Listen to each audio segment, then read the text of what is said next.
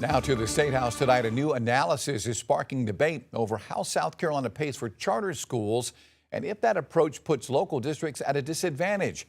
Our Josie Frost tonight with those details. Lawmakers are about to dive into the next state budget and decide how much money each school in South Carolina gets.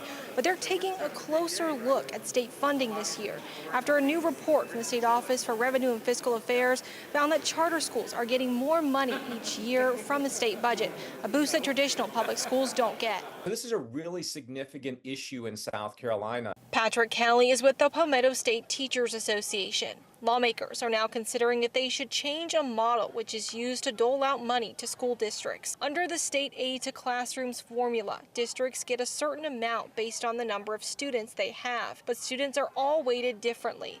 Those in charter schools are weighted more, meaning their school gets more funding per student. A study from the Department of Revenue and Fiscal Affairs found that charter students are funded at a much higher level per student under the same formula.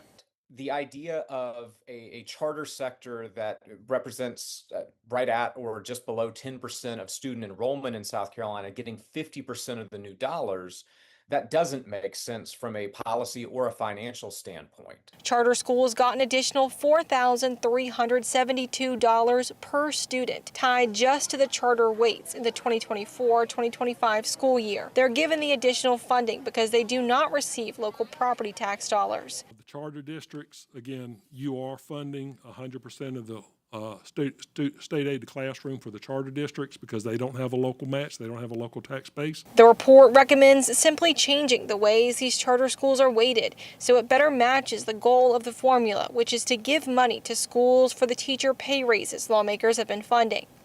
You're taking money out of the teacher salary money you've come up with to give to the charter schools for other purposes.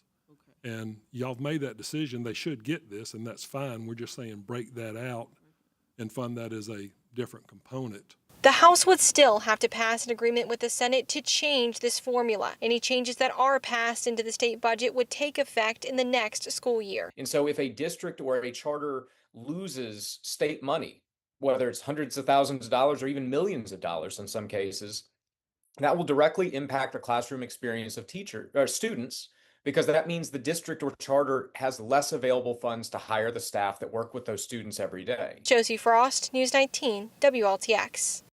Well, of course, the new state budget is set to take effect on July the 1st.